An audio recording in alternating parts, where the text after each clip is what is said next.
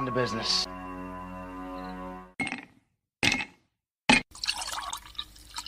When he drinks, he thinks. That's the nectar of the gods, baby. Hello, everyone, and welcome to the number one. I don't know which side I'm going to do. Number one. Okay, we'll do it both. We'll give you the double one. Number one, liquid-fueled, liquid-lubricated show on the interwebs. This is the Whiskey Musings Broadcast, and oh my gosh, my speakers are alive. I need to turn those off. I am a little off tonight, mainly just because I kind of had to scramble a little bit to get things going, so I apologize. There are a couple things that I know that I am missing when it comes to the screen captures. We'll get to those, and we'll get to that. I'll start showing those things up, but anyway, okay. So, Jody over on Rumble is saying that it's about to be OTR Smokehouse LLC season. I'm jealous. Jody 121. I love barbecue. I love smoked stuff. I especially like ribs. Big rib fan. As well as brisket. I love brisket. Wow, just you're killing me. It's pulled pork. Oh my gosh, you're making my mouth water. Okay. Give me just a second. I see a little someone that wants to go out. Hang on just a second.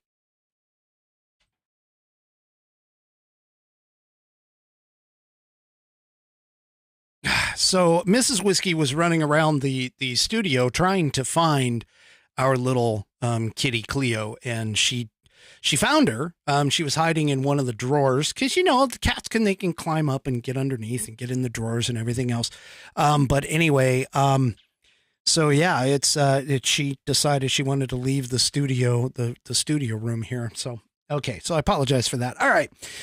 Tonight, I want to take a focused look at the SVB situation. You know, I applied the Dan Bongino rule of waiting 72 hours in order to fully understand what's going on, because I will admit I am not a financial genius here. So I needed to gather information and that kind of stuff before I went and presented it all to you. Also, this is in acquiescence to my mother, because she called me over the weekend and she goes, hey, by the way, I'm getting a little tired of you talking about Biden. So anyway, so this is for her. Okay. Okay. Now tonight I am drinking, Jameson Black Barrel. That is for tonight's Jameson Black Barrel. And thank you to Buddy, of course, who keeps reminding me and letting me know that I need to let him know. But Mrs. Whiskey put it in my glass. So I'm going to show you guys this, and you guys kind of tell me just a little bit what you think is going on here. You're going to have a hard time. You can't see them. Oh, this is great. You cannot see what's in the glass. The reason being is because they happen to be green. And so because they're green, and I'm using a chroma key green screen effect here,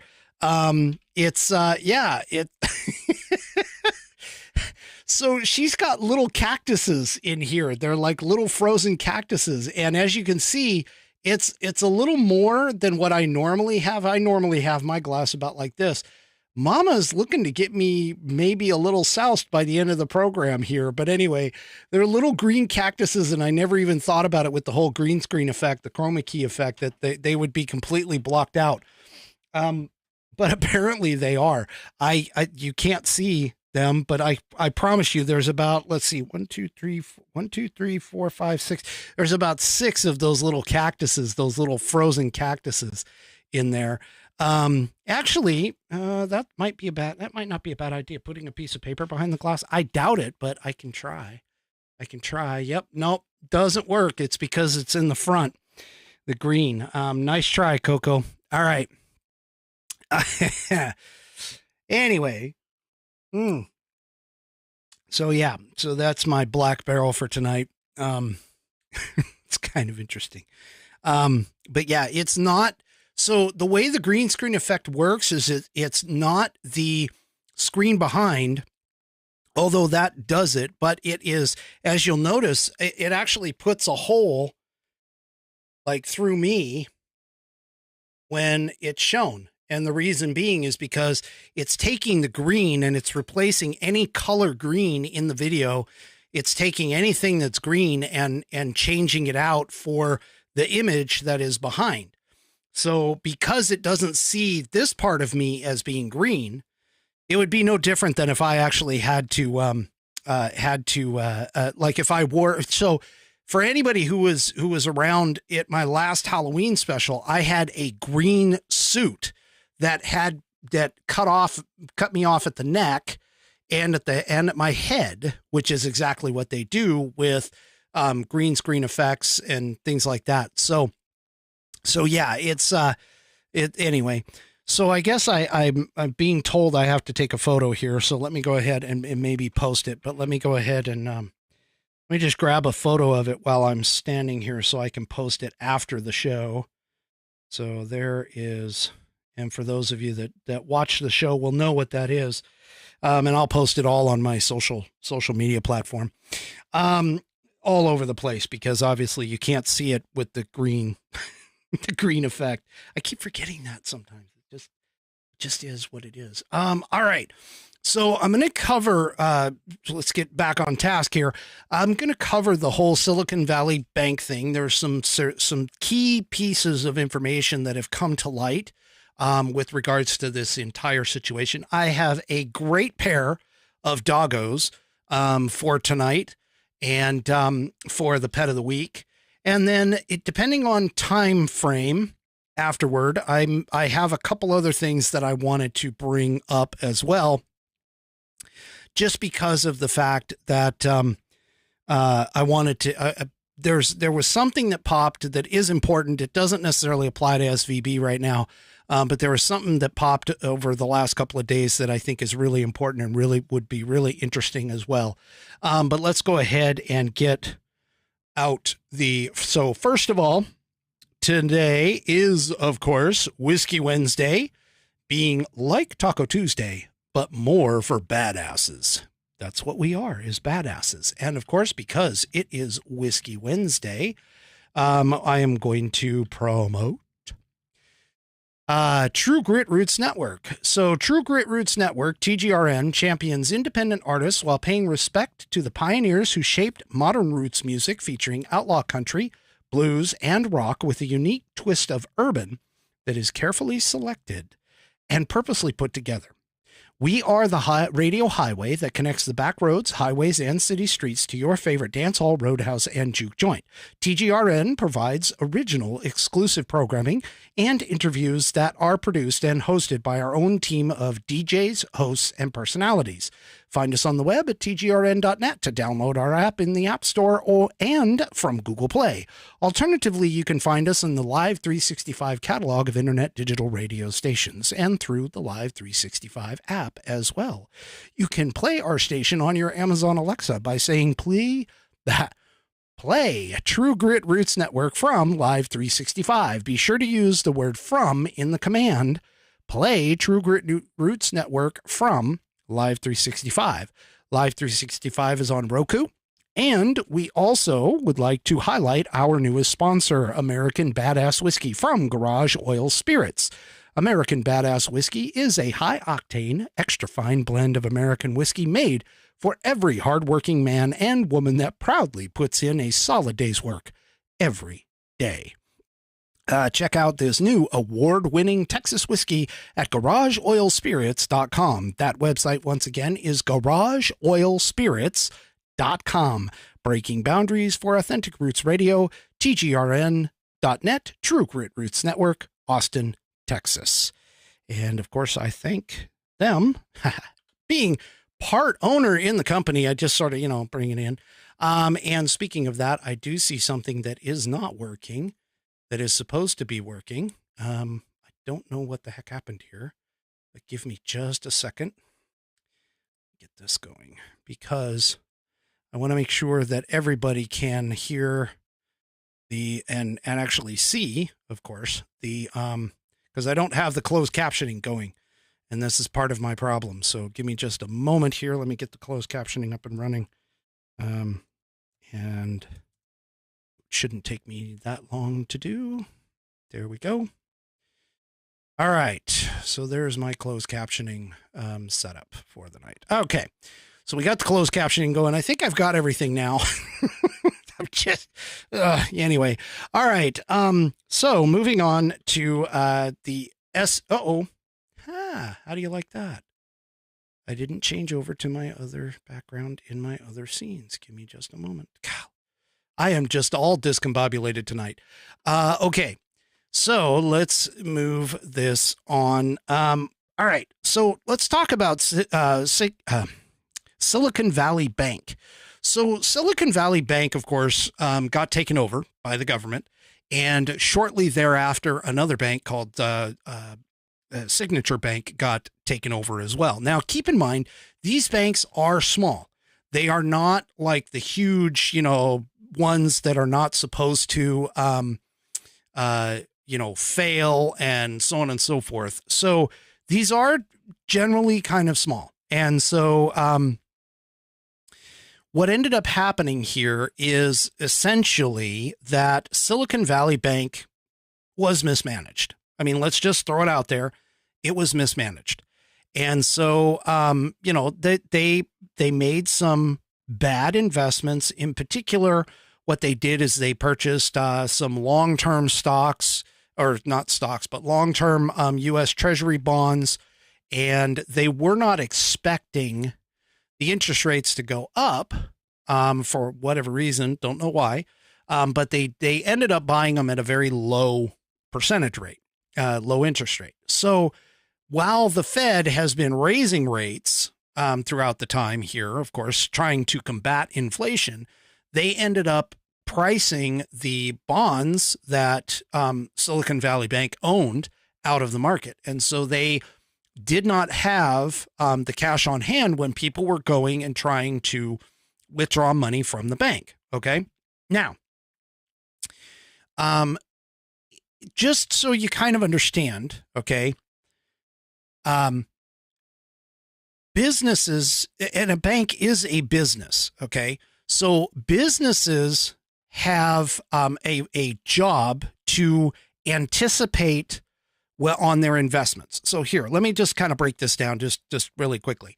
So a bank essentially takes in your money as deposits, and they give you a return on investment, a small interest on that money that you're allowing them to borrow. They take that money and they, of course, use that money in other investments in order to, one, get you your interest payment, but also to get money for the bank itself, because a bank is a business. It needs to make money. It can't just, you can't just go and like throw money into a bank and expect the bank to pay you interest on it and not use that money. Okay. So what ends up happening is they essentially took that money that they borrowed from their deposits, from the depositors. Okay. And they invested it. When they invested it, invested it into long-term U.S. Treasury bonds, which normally would not be a problem, provided the fact that long-term bonds, that the interest rate didn't change to the point where you, as the owner of those bonds, they could actually still sell them and come back and make a profit. What ended up happening, of course, is that they took them in. They were, 10-year, 20-year, 30-year bonds, whatever they were.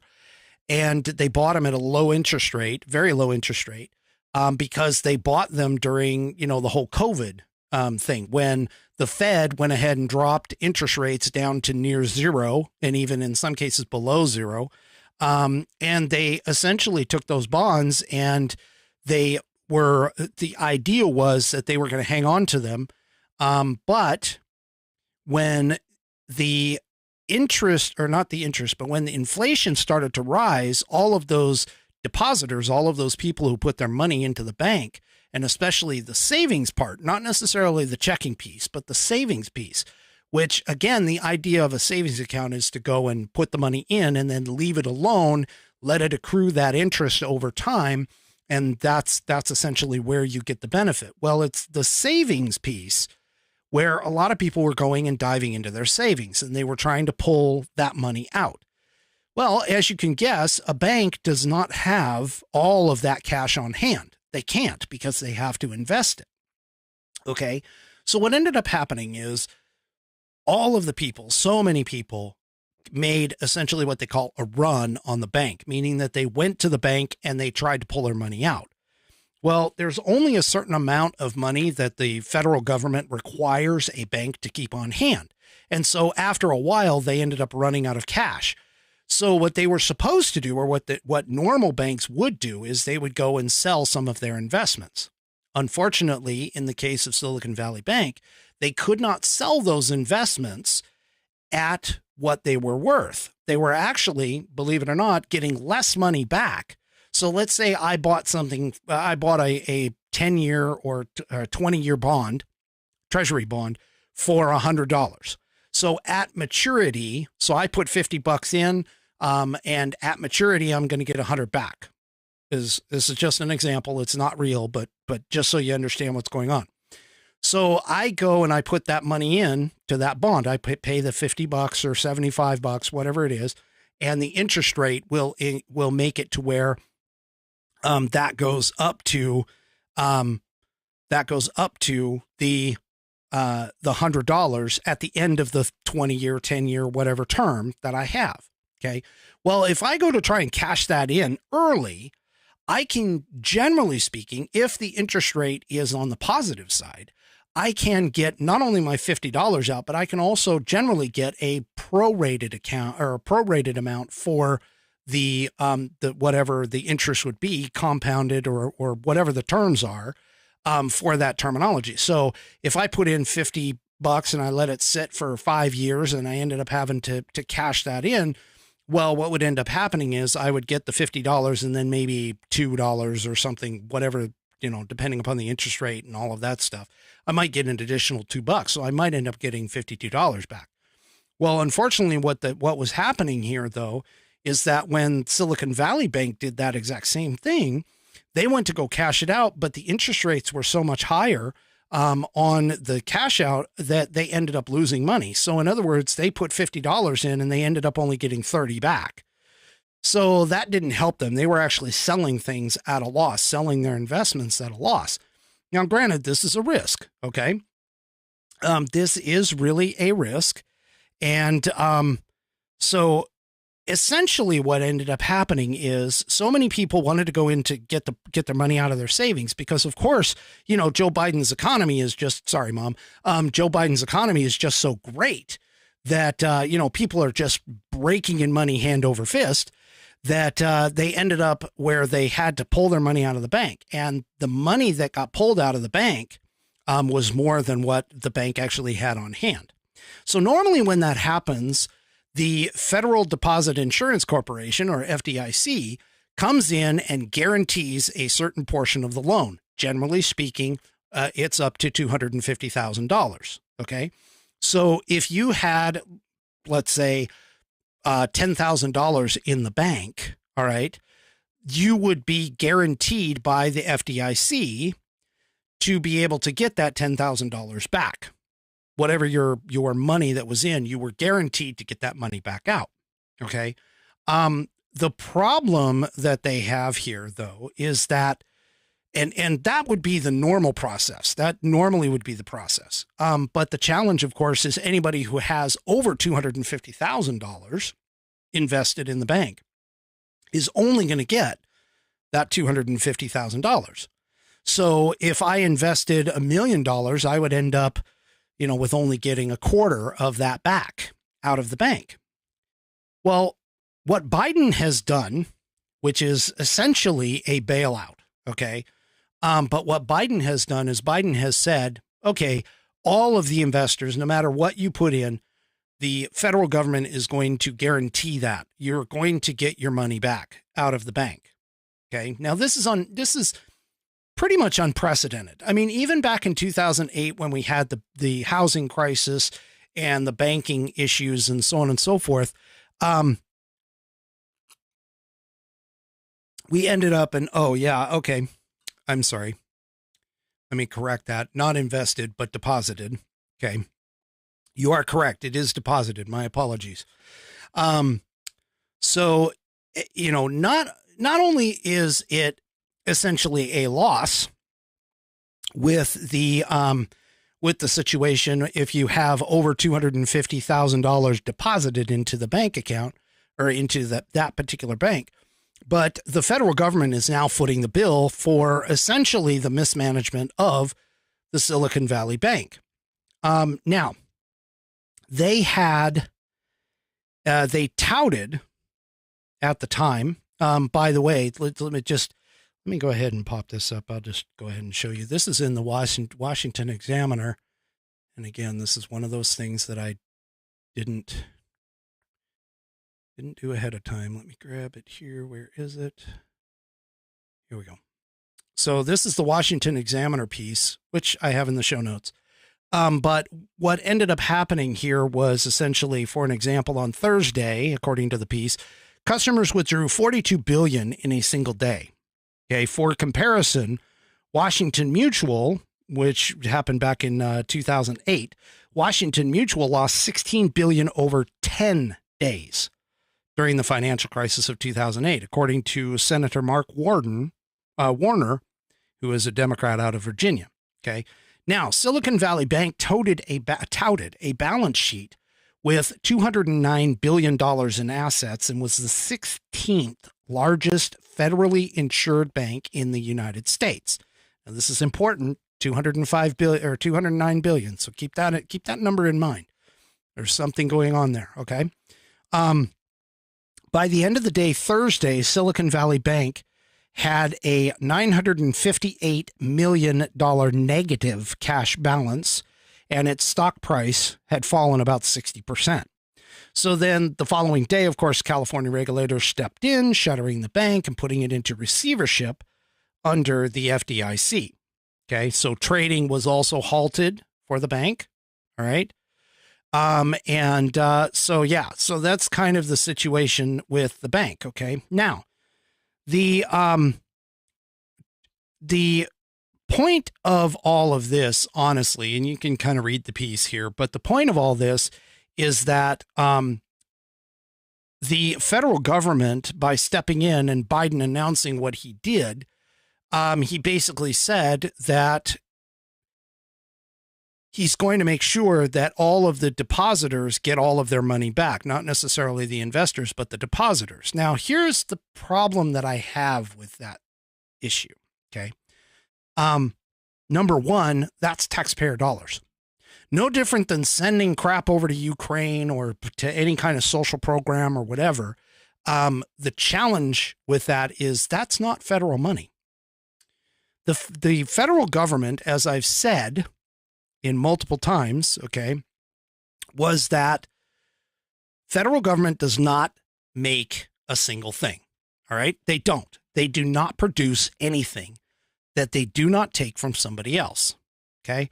Now, what ended up happening here, of course, is that by Biden stepping in and saying, look, we're going to make sure that everybody who deposited money into this bank gets it back. Okay. He's now essentially made the federal government the bank. And this is also an indication to other banks of similar size and nature that they will protect those banks as well. And so this is why Signature Bank is such a key component to this. But I really want to break down just what happened with Silicon Valley Bank, not so much the Signature Bank, although Signature Bank also made a mistake too. They heavily invested in cryptocurrency rather than others. And so they weren't able to get their money out very quickly either when the run was done on them. But SVB in and of itself, okay, it made bad and poor decisions, That's essentially what happened with the entire thing. They made poor investments. They made poor investment decisions. And so because of that, they ended up in a cash flow situation where they didn't have enough cash on hand to be able to send out to their depositors when the depositors were trying to get their money back. Okay. So this is the main thing as to what happened. This is that it has nothing to do, believe it or not, it has nothing to do with what Biden called out blaming Trump for, which, okay, so let's discuss that for just a second. All right. So the Wall Street Journal did a great piece. This is from the Political Insider, because I don't have Wall Street Journal's behind a paywall. So this is a Political Insider that does this breakout. But Biden went on and said that if Trump had not signed legislation that was designed to supposedly designed to regulate this kind of a thing, that Silicon Valley Bank would not have failed. And it's actually wrong. In fact, the Dodd, let me see what it's called. Where is it? Hold on. I'm trying to find the name. It's the Dodd-Frank Act. Okay.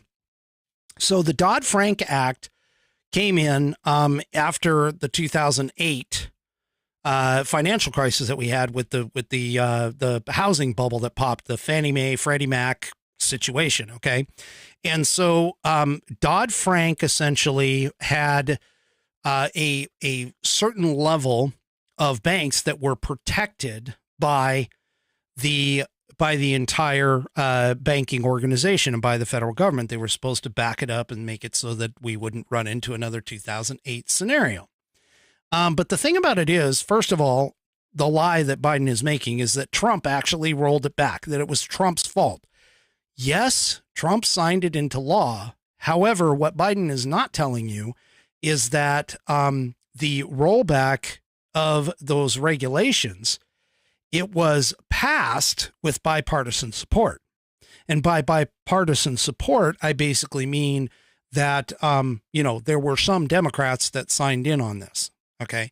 Now, what's interesting is the Franks in the Dodd-Franks Act, Barney Franks actually left Congress and was on the board at Signature Bank. And even he has come out and said flatly that the law itself, had it stayed in place as it was, would not have stopped Silicon Valley from failing or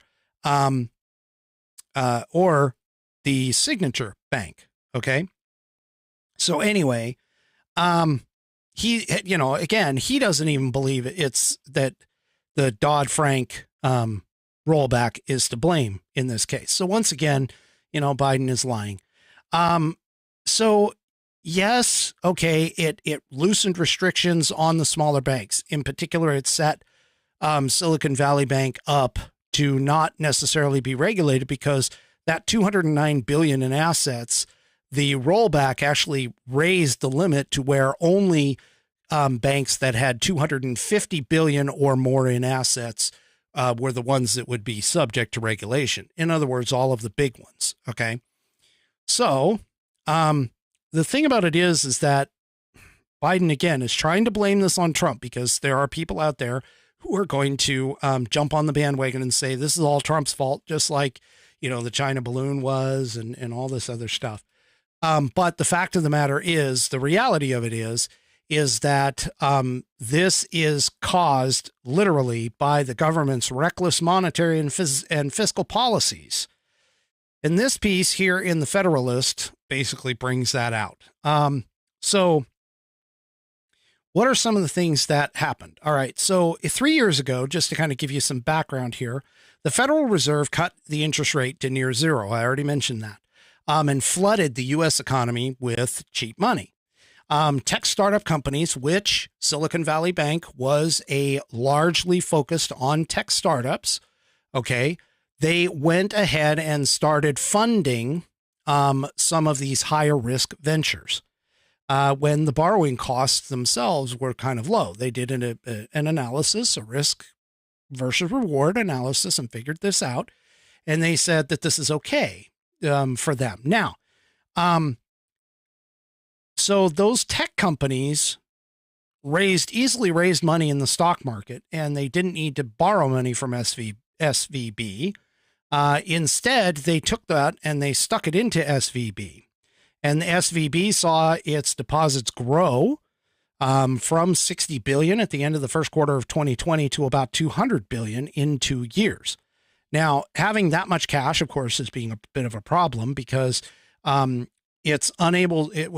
time, it was unable to grow its loan portfolio fast enough. So SVB faced limited choices for generating returns with its cash holdings in the zero interest environment. Okay. Now, according to the piece here, they say that the bank could have kept its assets in short-term bonds or cash to meet its customers' withdrawal needs.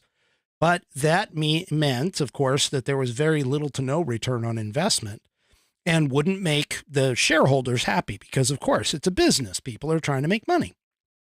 Now, additionally, the customers at the time were flush with cash, so they didn't need to withdraw their money that they deposited into SVB. So SVB went ahead and just said, well, you know what? We're in a good situation. You know, the cash flow, blah, blah, blah. We're going to throw this into long-term treasuries and cash bonds. This is what I was talking about. Okay. They put in roughly 128 billion into long-term treasury and government-backed bonds. Okay. Now, they were forced to sell those bonds, of course, and they had a negative cash balance close to 1 billion at the end of last Thursday after the customers tried to withdraw the 42 billion. I already kind of covered that. Okay. So that's really the cause, the entire cause of the bank failure. It had nothing to do with the regulations, had nothing to do with Donald Trump signing a bill, which, by the way, the last time I checked in my Constitution, Trump doesn't make laws. He just enforces the laws that are made by Congress. So yeah, I don't see how we can necessarily blame Trump for this entire thing. But they're going to try and do it anyway. Okay. Now, was it wise necessarily to buy those long-term bonds? You could make the argument that it was a long-term investment, hedge, whatever. But the challenge, of course, was that the fact that the Federal Reserve went ahead and raised interest rates so high that they couldn't sell those bonds back. And so now what you've ended up with is you cash strapped it, and the Biden administration went ahead and has now signaled that it's going to bail these people out. Okay. All right. So, you know, I can just tell you, I feel that a lot of what's going on today, we've seen this in the past, not only in 2008, but we've actually even seen it farther back than that. We've seen some of this stuff farther back, which is essentially that we're talking about possibly going all the way back to the Reagan era. Well, the Epoch Times has a piece, it's in the show notes, where a Reagan economic advisor basically says, let me bring this up, depositors of failed banks should not be bailed out. Now, I'm not exactly sure how I feel about this because obviously I'm just a low person on the totem pole. I don't have a lot of money and that kind of stuff. But the thing about it is here, though, is that we can't, sometimes you just have to let something fail. I mean, we can't sit here and continually fund with the federal government because of the fact that we have limited funds anyway. I mean, remember that $6 trillion budget that Biden put out that I talked about on last Saturday. This just is not a good position for our government to be in. It really isn't. And, for us to sit here, for the government to sit here and basically say, hey, we're going to bail you out, that essentially opens up certain levels of comfort with not only investors, but also with the banks to be able to make decisions that are not financially as sound as they would be had they had the risk to go along with the investment. Okay. So this kind of goes along with the whole concept. And Milton Friedman actually said it. So let me go ahead and I'm going to read this to you. This is a statement by Milton Friedman. Great guy, by the way. I love him and Thomas Sowell. I really do. I love both of them. Okay. But Milton Friedman was literally talking about why our system of big government is so wasteful and corrupt on this. Okay. And basically he said this: there are 4 ways in which you can spend money. 1, you can spend your own money on yourself. When you do that, then you really watch out what you're doing and you try to get the most for your money. Okay. And then the second way is you can spend your own money on somebody else. For example, I buy a birthday present for someone. Well, then I'm not so careful about the content of the present, but I'm very careful about the cost. Okay. The third way is you can spend somebody else's money on yourself. In this particular case, when you spend somebody else's money on yourself, then you're going to obviously have a good lunch. Think about number 3 is kind of like when you have an expense report or an expense from your company, and you're allowed to go up to a certain amount, in terms of cash. So like, for an example, I've had expense accounts before where I can, I might be able to spend $100 on a meal. Okay. And I know this. So what ends up happening is, rather than going and just, finding something inexpensive to eat, I end up going to more of a middle of the road or a higher end restaurant, because I know that I have that allocation to be able to go and get a better meal. Okay. Now, the last one is actually where the federal government resides. And in this particular case, he says, I can spend somebody else's money on somebody else. This is also known as kind of like the third party payer. And this is part of the reason why federal administration of an entire, say, Medicare system or medical system is going to be a bit of a problem as well. But I can spend somebody else's money on somebody else. And if I spend somebody else's money on somebody else, I'm not concerned about how much I'm spending. I'm not concerned about what they get. And that is exactly government. Okay. So essentially what's happening here is the federal government isn't going to care necessarily about the banks, because they're actually spending taxpayers' money. So they don't really care if the banks go bad or whatever. And I can see where this is going to boil out. Where, the federal government, this is why federal government is so mismanaged, honestly, because they're taking our money away from us and they're spending it on somebody else. So they don't really care either way. They don't want to get the best bang for the buck. They don't want to get, any of that. And so that's essentially what's happening here. So some people are advocating that we shouldn't be bailing out banks, just like we shouldn't be bailing out corporations such as what they did with GM and Ford and all of those in terms of the car industry, the whole housing industry, so on and so forth. Now, there's an angle to this that I don't think a lot of people fully understand yet, because these articles, I think, just popped recently. Okay. So the first thing that's out there is the fact that Silicon Valley Bank has actually been really, really big on social justice causes. So check this out from Red State. Silicon Valley Bank spent $74 million on Black Lives Matter and other social justice causes. Okay. And I'm being corrected. Ford didn't take the bailout money. When I mentioned Ford, I was talking, okay, GM and Chrysler. There you go. I corrected that. Sorry, my apologies. But anyway, so Silicon Valley Bank spent $74 million on Black Lives Matter and social justice causes. Not only that, okay, that's bad enough, of course, but hey, speaking about the whole Black Lives Matter, in this piece, there's actually a Claremont Institute, and this came from the Claremont Institute. So I've got the Claremont Institute open here, and this has a listing. This is a BLM funding database. You want this link, it's in the show notes. Go and get into the show notes, okay?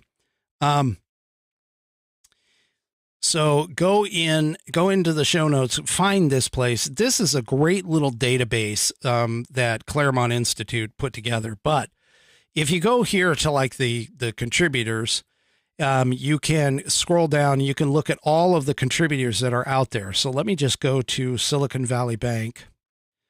And here it is, SVB.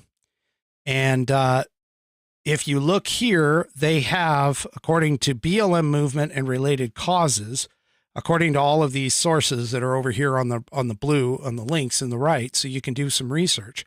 But they essentially promised 70,650 according to the report here. And the key indicator in this, by the way, when you look at this, if you ever go and take a look, the key indicator in this is whether or not there was a follow through. And what they mean by follow through there is basically, did the company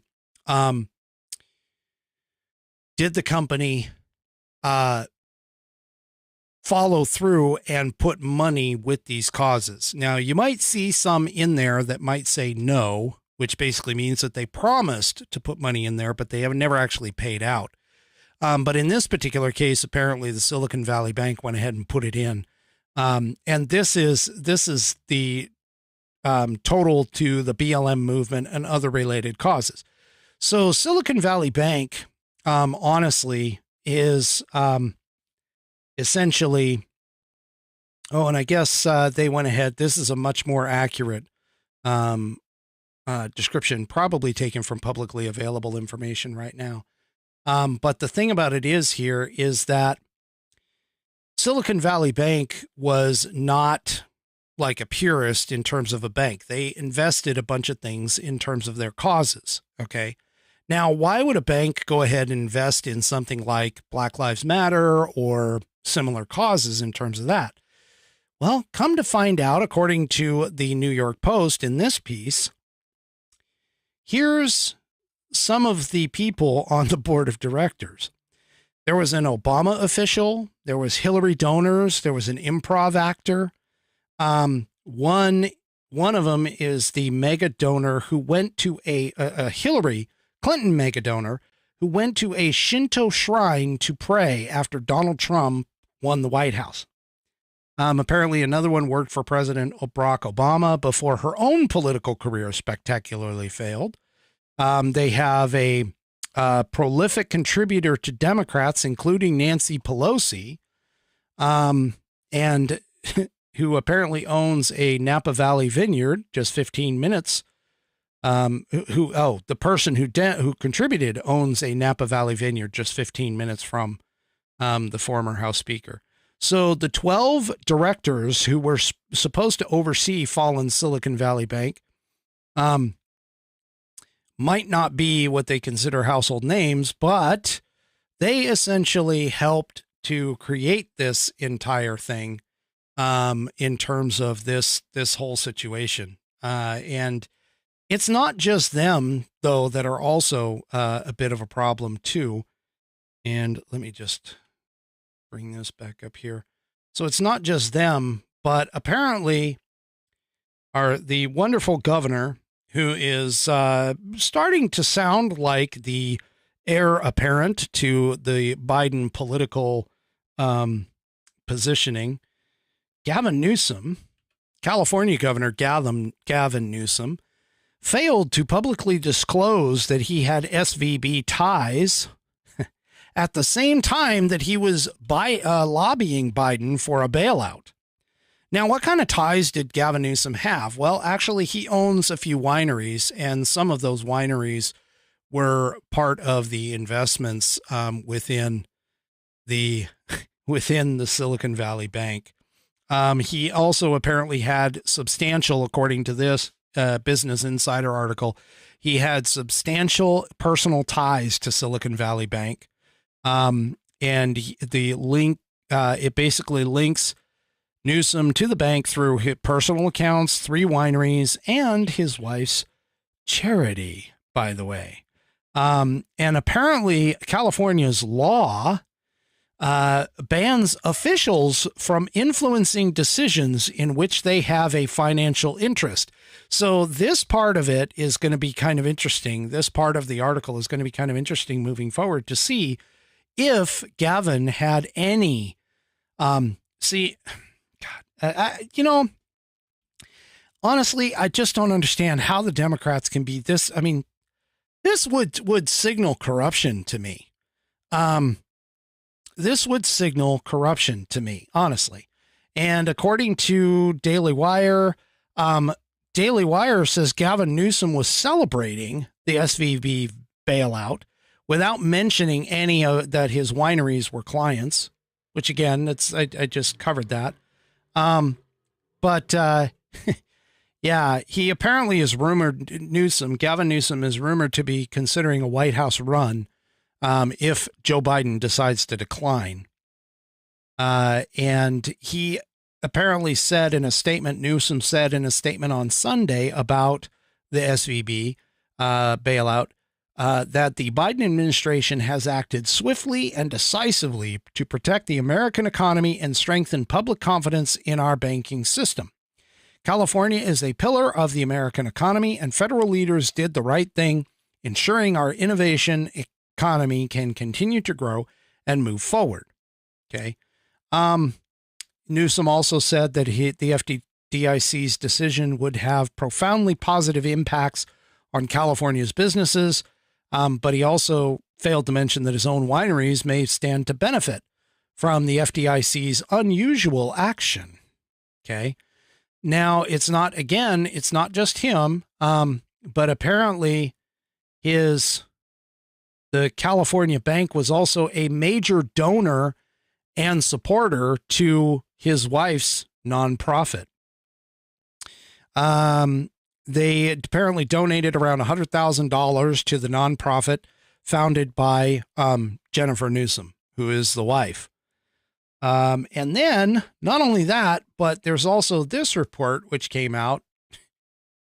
The nepotism of these guys, I just don't even get it. So this comes from the Daily Wire.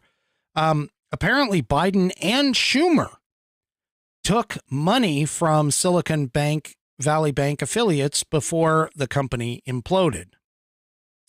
There's also a article that I saw. I don't have it, but there was also an article that I saw that the Silicon Valley Bank paid out bonuses ahead of the takeover by the FDIC as well. So I guess in this particular case, the federal election data compiled by a company called Open Secrets indicates that Senator Mark Warner received $8,300 from SVB affiliates, including $5,800 from individuals and $2,500 from the company's political action committee. So basically what these people, and Chuck Schumer, also received $5,800 directly from Silicon Valley Bank CEO Greg Becker.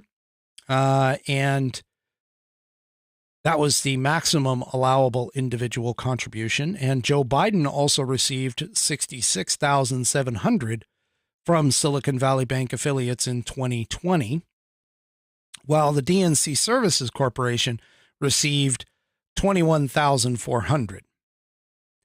So again, this is bailing out this bank seems to potentially have a vested interest from people within the Democrat Party. This is why there is a problem with this situation. I mean, honestly, I just don't understand why nobody is looking at this and going, first of all, why did I understand, Biden and the Biden administration saying we want to help shore up the confidence within our financial system. I get that. But at the same time, though, I have a feeling that their motivations had nothing to do with shoring up the American federal financial system. I think it was actually a little more personal than that. All right. So there is another, let's see. There's another article in here that talks about how the average American could end up footing the bill. It's from the Daily Caller.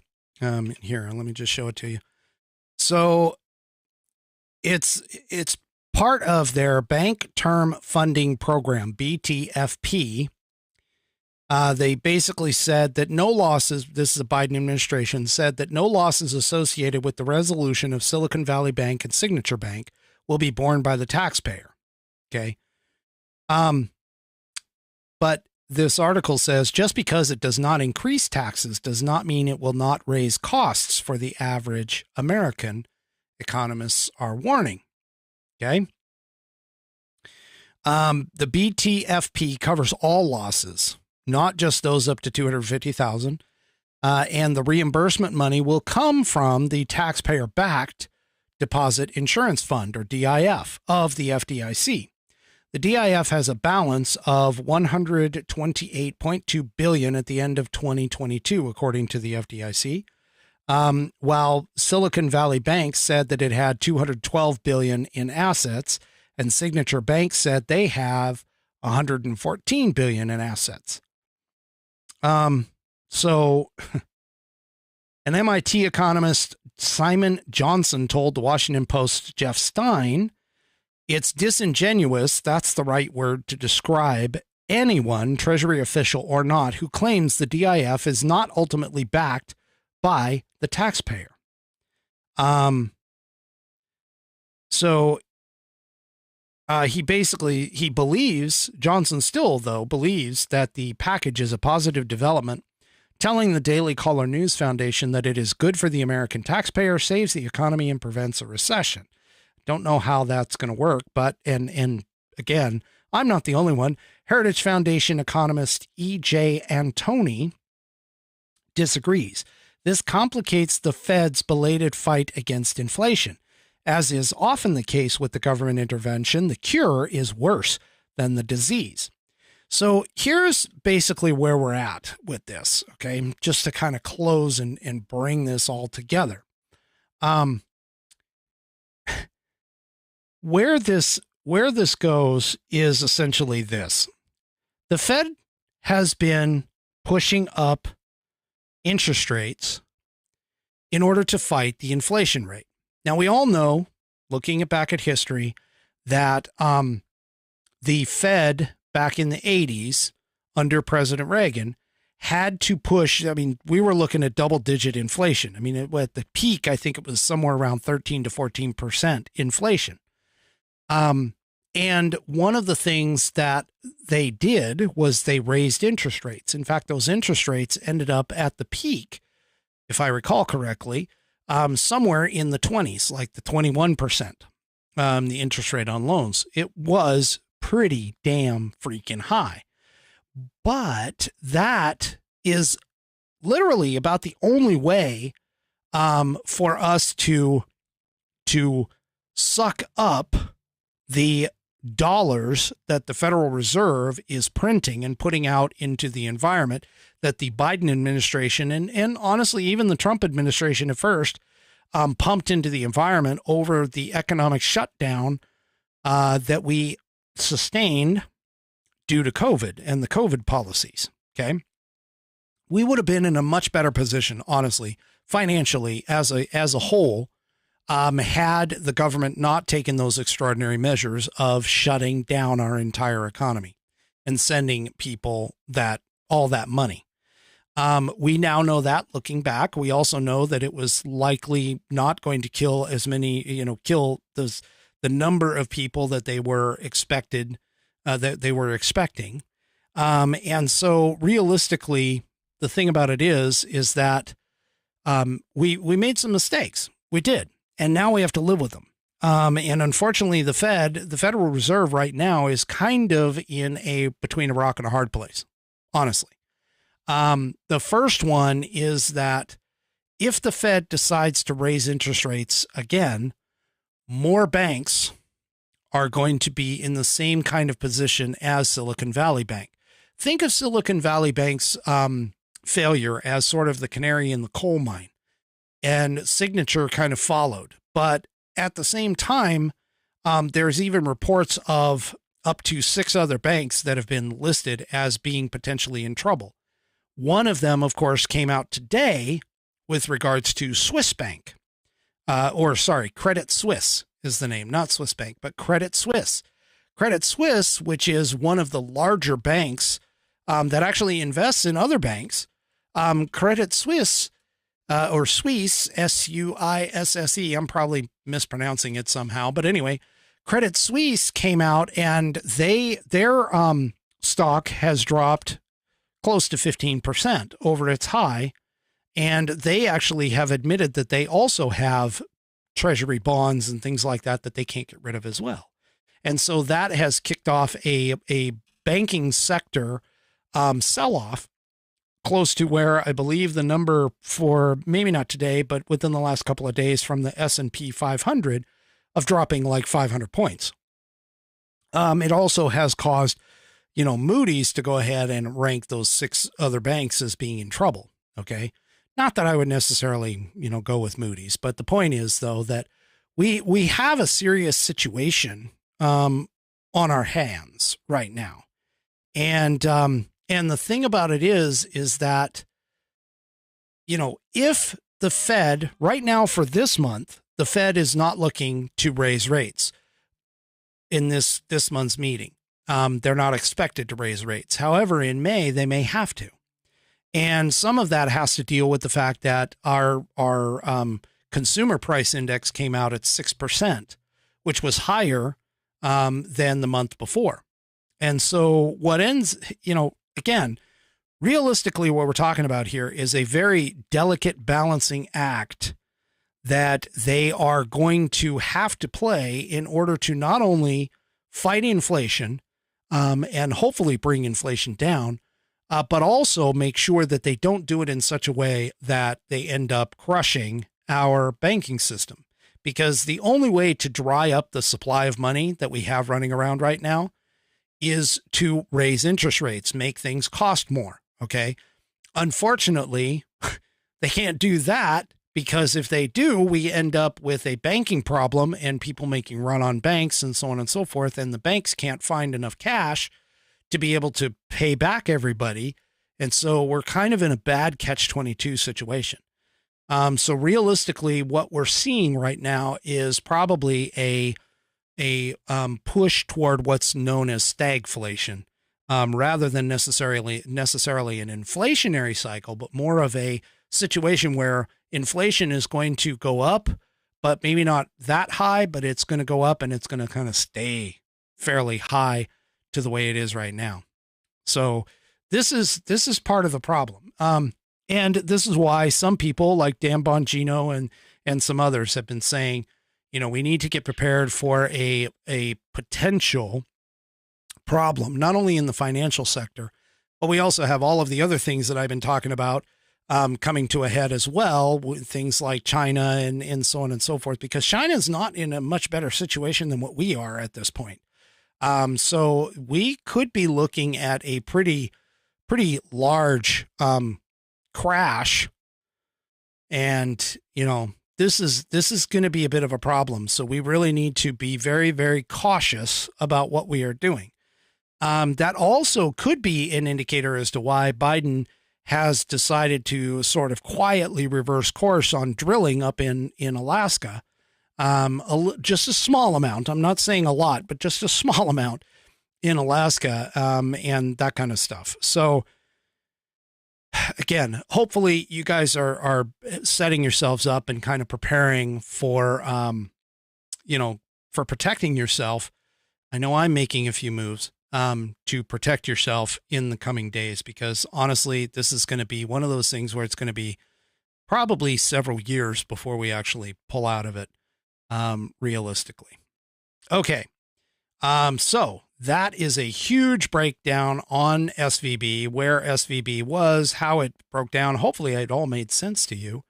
And I know I didn't cover, there was a lot of things that I did not cover. I have just a ton, I mean, a literal ton of articles in the show notes. So go through them. Some of them are repeats on others, but others are out there. Okay. So let's go to, let's get a little happiness here going, because that just seemed a little down. So let's get a little happiness, and we will go to our pet of the week. Please check your mailbox. A new message has arrived. All right. And tonight's pet of the week comes from Aaron Sharp. And I don't think I've seen Aaron pop in any of the places, any of the places out here. But let's go ahead and, let me get rid of that real quick. Okay. Let's go ahead and just show Aaron's little doggies, because they are little doggies. Here they are. Whoops. Might help if I actually get them. See, this is another one that I didn't do. Let's see, where is it? There it is. There's the two little pups. Okay, so there's not a whole heck of a lot of information that was provided by by Aaron on these, but these two are apparently puggles, and a puggle, Puggles, is essentially a pug beagle mix. And the black one that's on your, it'd be my right, your left. The black one is Odie, and the fawn colored one is Lexi. Now these two, obviously, I mean, I'm going to guess they're probably around, 20 pounds, maybe 15, 20 pounds or so, I'm guessing. But look at those faces. I mean, seriously.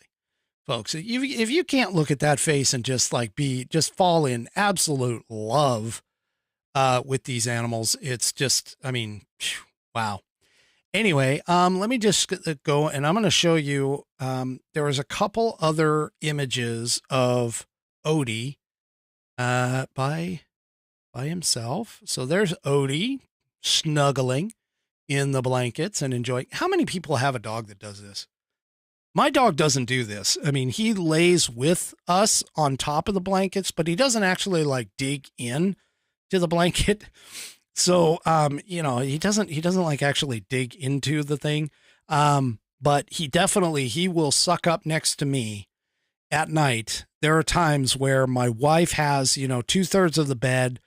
So Mrs. Whiskey gets 2/3 of the bed, and I get maybe a quarter, and whatever's left over is for the animals. But my quarter is like the far outside edge of the bed. I'm lucky if I'm not knocked off the bed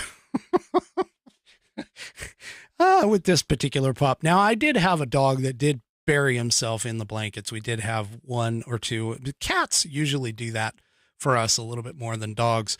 But we did have one that would do that as well. But anyway, so there's this one. And then I got to go the opposite direction real quick here. I'm not sure. And this one is another thing. I had a lab before I got Angus, Jake, and Jake was a fantastic yellow lab, just absolutely wonderful. He was a great, great dog. We got him when both he and my son were about 6 months old or so. So they sort of grew up together. But one of the things that Jake would do is he would be outside and he would get on the picnic table and he'd, lay down on the picnic table. So apparently, Odie has picked up the idea of sleeping on the table. Now, there's no way in hell that I would let my dog do this anymore, even though it looks cute. But Odie apparently is taking a nap on what appears to be an inside kitchen table, possibly. But anyway, and just for the curious, there's Erin saying hi after she voted. She included that as a mistake, but I went ahead. I'm just going to go ahead and throw it out there anyway. So Erin, thank you very much for giving us Odie and Lexi for us to take a look at. And we do appreciate it. If you would like to submit your pet to be considered for Pet of the Week, please do so at fans, FANS, that's Frank Alpha November, Foxtrot Alpha November Sierra, fans at whiskeymusings.online. Once again, that's fans at whiskeymusings.online. Send me photos and of your pets, names, breeds, if they have a story to tell. Go ahead and do that, and I will get them on as soon as I can. That the Pet of the Week is a first come, first serve, first in, first out kind of scenario. So I have a few weeks. I think I like 2 or 3 more weeks of animals, which is absolutely wonderful. But go ahead and send them in anyway, and I'll get them in the queue. And I do appreciate that for that. And again, I do appreciate I do appreciate Erin for sending that in, and that's great. I know you made a mistake on the voting picture, but I had to include it anyway. It's just one of the things. All right, so the last little piece. Let me take a drink here. I'm running behind here. All right. Oh, Sabo, was this question about naming me after the song? What song are you referring to, by the way? Not quite sure I understand what song you might be referring to, but no, he actually came with that name. His entire name, he was descendant of a long line of like master hunters and things like that. He was actually a bird dog, a field dog. And we just made him into a family pet because I had no interest in hunting birds at the time.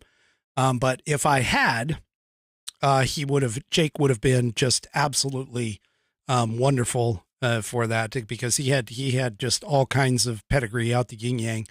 But we just ended up using him as just a family pet. So anyway, okay. So moving on. All right. Oh, if I die before I wake, feed Jake. Yes. Yes, I do. I do remember that song. No, I did not name him. He came with the name, like I said.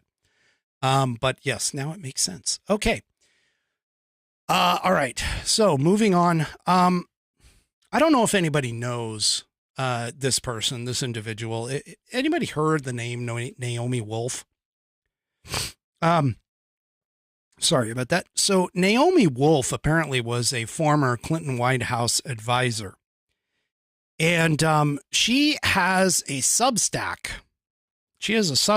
And you know how all of the stuff that has been coming out about January 6th, you've got, the Tucker Carlson videos, you've got the analyses going on about that. You have the controversy, whether or not the defendants had access to the entire library of video footage from that day. And even on Twitter, I mean, I've been going back and forth with idiots on Twitter about it. And, they are constantly just saying that, January 6th, insurrectionists, so on and so forth. Well, Naomi Wolf published a letter in her Substack. And let me go ahead and bring up the article that kicked off the me going to her Substack, which I normally wouldn't do, but apparently Naomi as a part of the Substack, issued an apology to conservatives. And in the article here, this is from the Epoch Times, but in the article here, it kind of quoted her a couple of things, and I just went to the Substack. So here's the Substack for it, and of course, it's asking me for the email, which I say no thanks to. But he in this Substack, and as you can see, it goes a long way. She goes through and talks about all kinds of aspects about this. Now, one of the things that she does pull out is the fact that she does not necessarily agree with Tucker Carlson's take on it. And honestly, I can see how you can look at it, from that. But she basically says that after looking at some of the footage, she doesn't agree with Tucker Carlson's take. However, what she does say, which you have to read all the way through, and she goes through an entire breakdown. I mean, even like going into history on the days or on the times that the state capitol has been invaded by people who have been protesting. She does a really good job with it as well.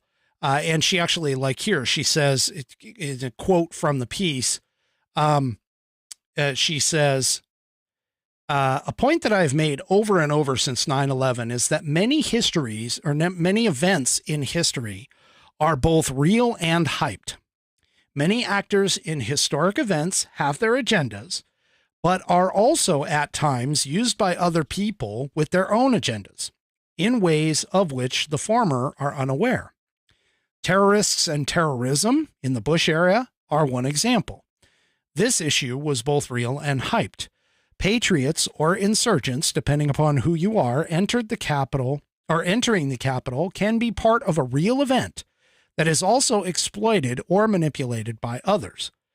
Now, she says, we don't know yet if this is the case in relation to the events on January 6th or to what extent it may be the case. We've already seen this. I mean, I've talked about this.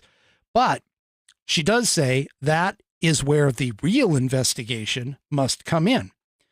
And from here, she goes and she starts breaking down January 6th. She starts going through the historical significance of several events in our history, starting off with the gallery being built in 1857 with the idea to allow the public to watch their legislators and to listen to the debates. Even before women had the vote, they actually had a ladies' gallery up there to go. And the African Americans, the blacks of this country also joined after Reconstruction. Okay. So the gallery has been used for the public throughout history. And that's what she calls out here. Okay. Now she talks about in 1876 and 77, massive raucous public crowds thronged the gallery to observe the outcome of a contested election between Rutherford B. Hayes and Samuel J. Tilden. Okay. And they had, the public crowded the gallery up above. And this is an image of that it's the Electoral Commission of 1877. Then she also goes and talks about the Capitol is not a sealed space exclusively for legislatures, which of course some people have said, some on the left have talked about. And it was constructed obviously to have the public come and participate in the electoral process. She talks about 1829, March 4th, Andrew Jackson upholds the inaugural tradition begun by Thomas Jefferson and hosts an open house at the White House. So even the White House was open for stuff like this. So anyway, and she goes through and she talks about, several events that have occurred from like the Bonus Army, which was massed in the 1932 during the Depression to claim a financial bonus that was promised to veterans who had served in World War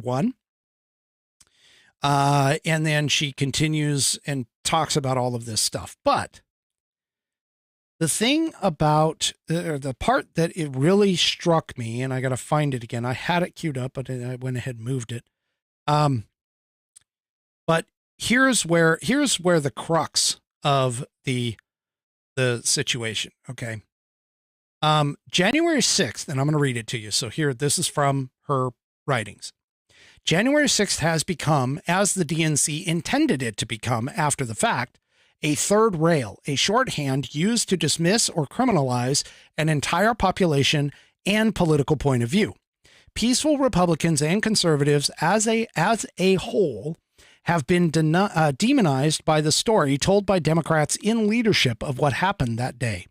So half the country has been tarred by association and is now in many quarters presumed to consist of chaotic berserkers, anti-democratic rabble, and violent upstarts whose sole goal is the murder of our democracy.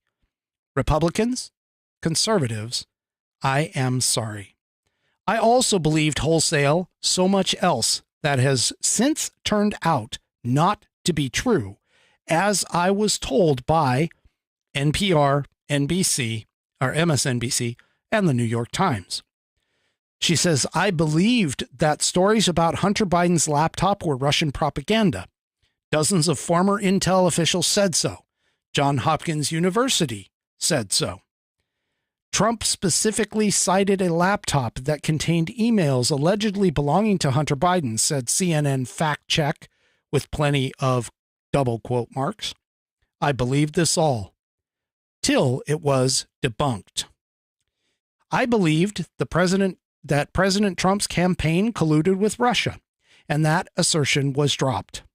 I believed that President Trump was a Russian asset because of the legacy media that I read, said so. I believed the entire Steele dossier until I didn't, because it all fell apart. Was there, in fact, a infamous PP tape? So many other bad things were being said about that man. Why not?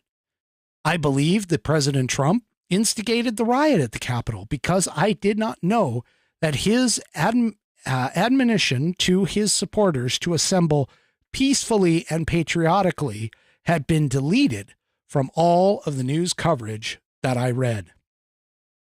Because of lies such as these in the legacy media, lies which I and millions of others believed, half our nation's electorate was smeared and delegitimized, and I, myself, was misled. She continues, it damages our nation when legacy media puts words in the mouths of presidents and former presidents and calls them traitors or criminals without evidence. It damages our country when we cannot tell truth from lies.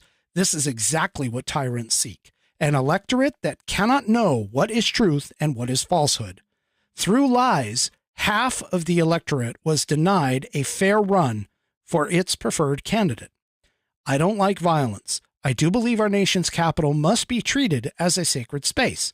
I do not like President Trump. Do I not? Who knows? I have been lied to about him so much for so long, I can't tell whether my instinctive aversion is simply the habituated residue of years of being on the receiving end of lies.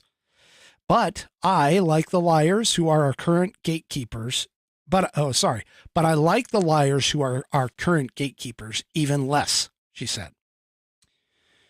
The gatekeepers, she continues, who lie to the public about the most consequential events of our time, and who thus damage our nation, distort our history, and deprive half our citizenry of their right to speak, champion, and choose, without being tarred as would-be or violent traitors, deserve our disgust.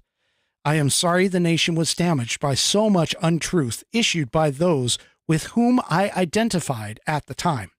I am sorry my former tribe is angry at a journalist for engaging in journalism. I am sorry I believed so much nonsense, though it is no doubt too little too late.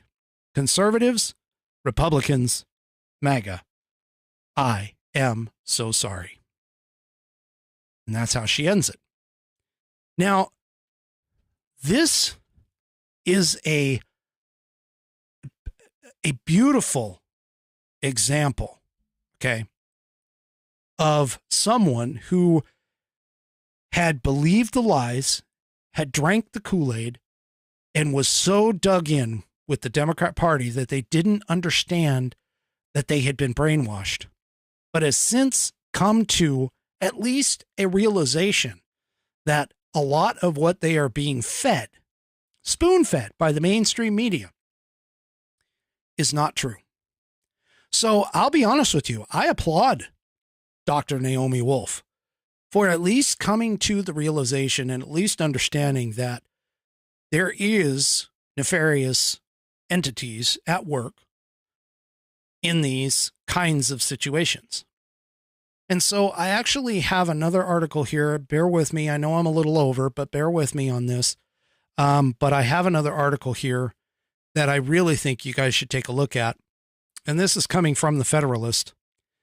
And it essentially reclassifies these types of people, the left in particular. And the headline says they are intolerant, divisive, and anti-liberty. Call them leftists, not liberals. And okay, Mama Five Kitties, that was Dr. Naomi Wolf. She wrote it on her Substack. The Mama Five Kitties, Mama Five Kitties asked, who wrote this? Who wrote that piece that I just read? And it goes a lot longer than what I read. I only read the very, very small part at the very end. But it's Dr. Naomi Wolf. She has her Substack. You should go and check it out in my show notes. I have it. I have the link to the Substack. And at least for right now, it's free. So you can go over there. But let's go back to this other piece, talking about calling them leftists and not liberals. Now, I've fallen into the same thing.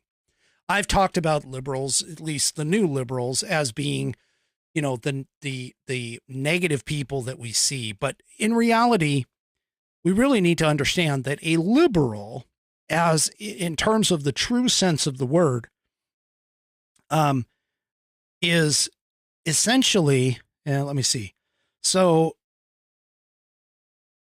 the true use of the word liberal essentially means that you're focused on liberty.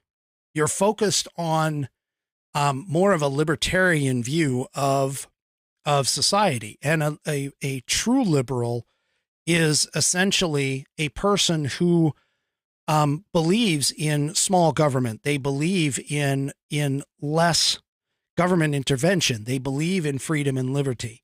But the fact of the matter, and they also believe in tolerance and understanding for many different types of groups. They are essentially the opposite of what we are seeing in the Democrat Party in particular, but especially in the left today. And so this piece makes an argument. It's by Eleanor Bartum, and she makes the argument in here that we need to stop calling them liberals. We really, really, really need to call them leftists. And that's because of the fact that a leftist is really intolerant. They are not accepting of other viewpoints. They are very, very difficult to deal with. And in their particular case, it's their way or the highway. And so I'm going to throw this out. I'm going to throw this out there. I'm going to attempt to change my language to where I don't want to use the term liberal anymore, because liberal is actually, open-minded, broad-minded. They are not the focus of the groups that are trying to take over our country today. The groups that are trying to take over our country today are communists, Marxists, Leninists, Stalinists, totalitarians. They have an ideology that is focused on one thing and one thing only, and that is entire control of the let's say the lower level of life. And by lower level, I mean in terms of the classes. They don't look at themselves as being the elite, being able to be a part of the working class. They want to control the people below them. They want to be in control. And they believe that they know what is best for the individuals that are out there who are trying to live their lives in a free society. And so we can't call them liberals anymore, because liberals, again, are more tolerant, open-minded. They believe in liberty and freedom in terms of the truest sense of the word. But in this particular case, we need to focus on leftists. We need to focus on communists. We need to focus on all of these totalitarian ideologies that are out there trying to take over America and trying to take over our way of life. And they are not tolerant. They are not open-minded. And they are far, far from being freedom-loving. And that, my friends, is my final Whiskey Musings thought of the evening. Do me a favor. If you like the program, this is your first time here and you like the program, please head on over to Rumble, sign up for an account. It's free. And run on over to the Whiskey Musings Broadcast channel and click follow. I am at 499 followers, subscribers over on Rumble. I want to hit 500. It would be awesome for my Saturday show, and I still got to figure out what I'm going to do for the 500th subscriber show, but head on over there and click subscribe if you haven't already. I am really trying to make a go of this channel. I really would appreciate all of the support. I definitely appreciate all of the support of everybody who has been here all this time and everything else. I appreciate all the regulars over on Rumble, all of my followers on Facebook, and even those over on the communistic YouTube. I do appreciate everyone who subscribes and follows me on social media, because as I've said on multiple occasions, if you guys don't show up, I'm just talking to an echo chamber, and I honestly wouldn't even waste my time after a while. It was starting to get a little dark in the beginning. I'll be honest with you. In the very beginning, it was starting to look a little dark, but you guys helped to show me the light and show me the way that I am supposed to go. So hopefully I'm providing an entertaining program for you. Like I said, if you like it, head on over to Rumble, because that's my favorite location. Head on over to Rumble, sign up, and subscribe. And we will see you on Saturday. Okay. We'll see you on Saturday on the Whiskey Musings Broadcast. Have a wonderful rest of your evening and rest of your week. Good night, everybody.